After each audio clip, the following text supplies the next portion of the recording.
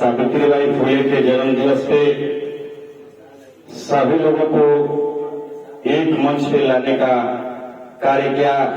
इसके लिए आपको साधुवाद देता हूं और इस कार्यक्रम के मुख्य अतिथि परम आदरणीय अवर अभियंता अरविंद कुमार जी, आपको भी मैं इस सिस्टम क्लासेस की तरफ से हार्दिक स्वागत एवं अभिनंदन वंदन करता हूं। और इस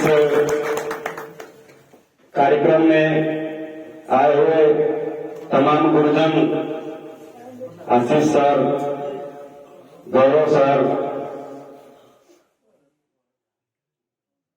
संतोष सर और भी तमाम गुरुजन हैं जिनका मैं नाम परिचित नहीं हूं और इस सिस्टम क्लासेस से शिक्षा ग्रहण कर तमाम क्षेत्रों में कार्यरत, गवर्नमेंट जॉब में कार्यरत हैं, उनको भी मैं इस मंच पे हार्दिक स्वागत एवं अभिनंदन वंदन करता हूं।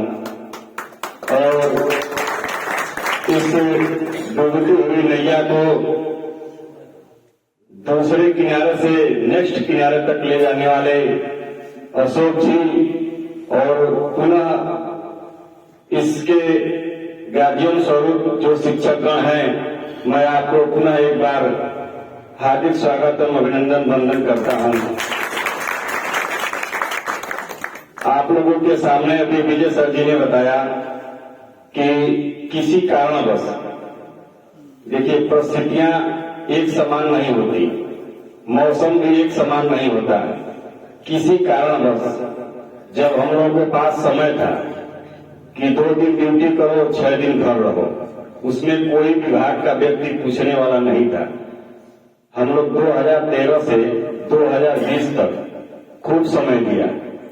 परिस्थितियां उस समय ऐसा था कि हम लोग 6 दिन घर घूमते थे, कोई पूछने वाला नहीं था। खूब पढ़ाए, खूब पढ़े, जितना भी सेवा देना था खूब सेवा दिए। लेकिन 2020 के बाद मैं जिस उद्देश्य से बेलथरा में ट्रांसफर कराया था, वह उद्देश्य मेरा पूरा नहीं हुआ, क्योंकि जैसे जैसे कार्य मिलता गया वैसे वैसे बोझ बढ़ता गया।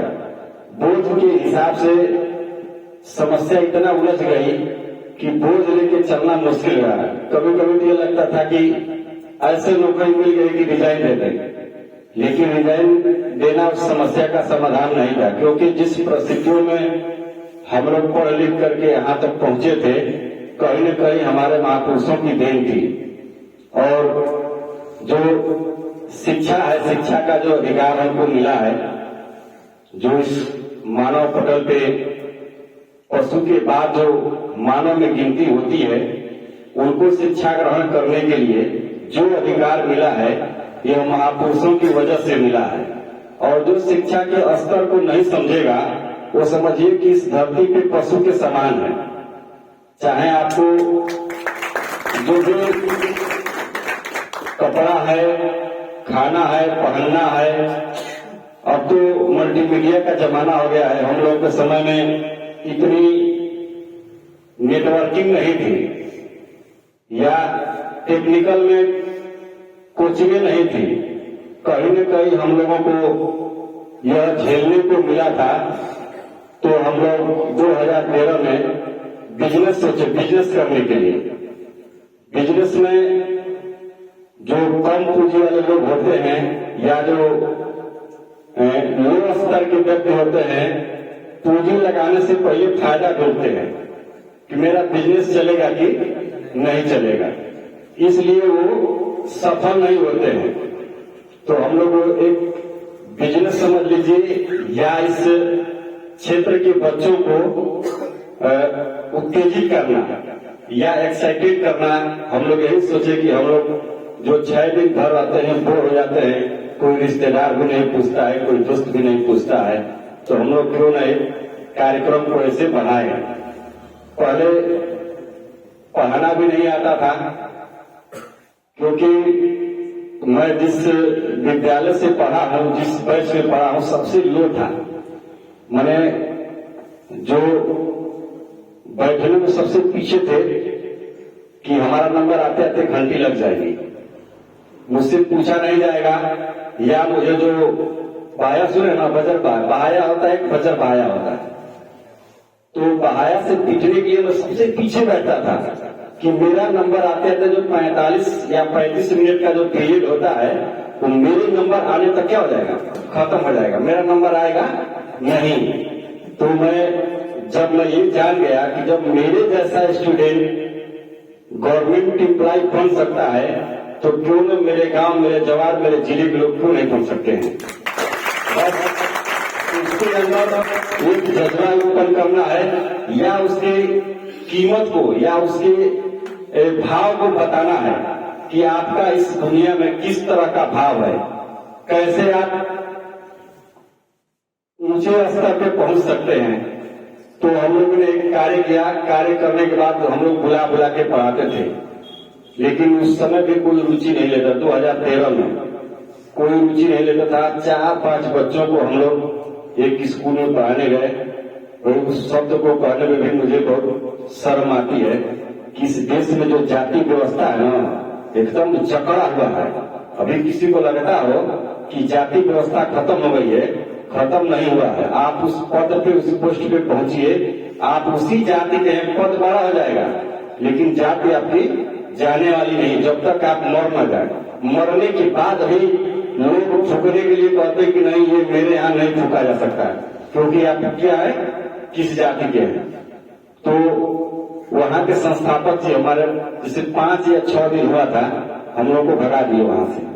मुझे कह दिए कि आपको यहाँ पढ़ाने की अथॉरिटी नहीं है, आप कहीं व्यवस्था कर लीजिए। बहुत मैंने दिल में ठेस पहुंचा कि बताइए, एक शिक्षा के लिए स्कूल भी खाली है। उस समय चलता नहीं था, 10 बजे चलता था, हम लोग 7 बजे से 9 बजे तक खाली कर देते थे। हमको वहां से मैंने समझिए कि भगा दिया गया शब्दों नए से। फिर हम लोग एक और मड़ई का सारा, मड़ई हम लोग के थे, हम लोग कौन भगाएगा, जमीन मेरी है, मड़ई हमारी है, कौन भगाएगा। उसमें हम लोग उसको शुरू किए। शुरू करते करते धीरे धीरे लोगों के अंदर क्या हुआ, जागरूक उत्पन्न लगा कि अरे ये तो डीसी मोटर है, किस सिद्धांत पे काम करता है, कैसे करता है। धीरे धीरे कुछ हम लोग मेहनत किए, कुछ जो स्टूडेंट थे वो मेहनत किए।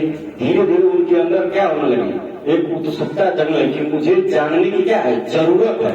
हम लोग को बताने की जरूरत थी। जैसे लगन हम लोगों के अंदर था, वैसे लगन होती।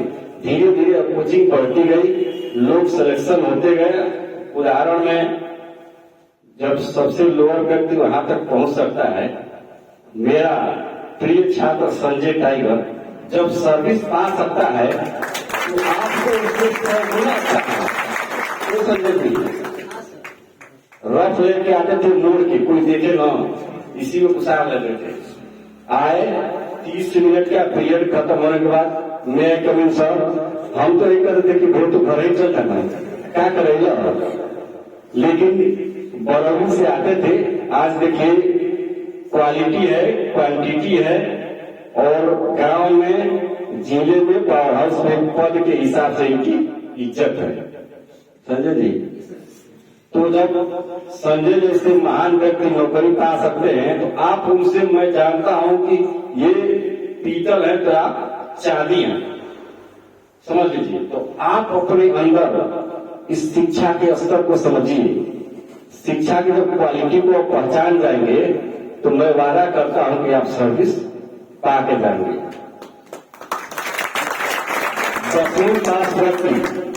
10वीं पास व्यक्ति ग्रेजुएशन किया हुआ व्यक्ति सर्विस पा नहीं सकता है, लेकिन मैं दावा करता हूं कि ITI किया हुआ व्यक्ति सर्विस पा सकता है, क्योंकि नॉन टेक्निकल का क्षेत्र बहुत लंबा है, उसमें आप जा नहीं पाएंगे।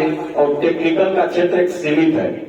कंप्यूटर पढ़ लीजिए, टेक्निकल थ्योरी पढ़ लीजिए, और थोड़ा बहुत आपको रीजनिंग की जानकारी हो। आप 3 चीज को बढ़िया रूप से अगर गहन अध्ययन कर लें, 2 साल का एक थ्योरी है, अगर आप ईमानदारी से